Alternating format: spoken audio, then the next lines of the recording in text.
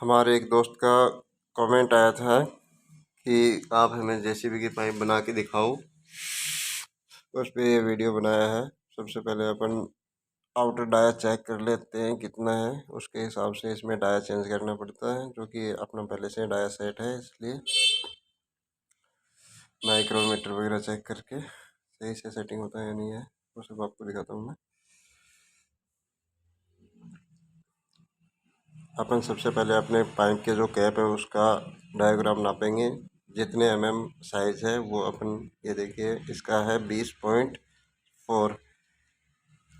ठीक है, 24 तो 24 इसके अंदर देखते हैं कहाँ पे है। उसके साथ में उसका डाया आएगा।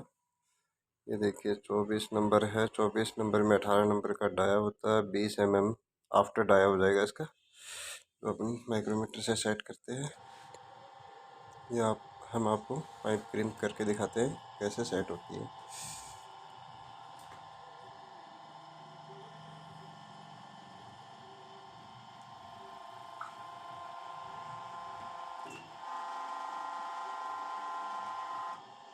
ये देखिए एक साइड का क्रिम्प हो गया है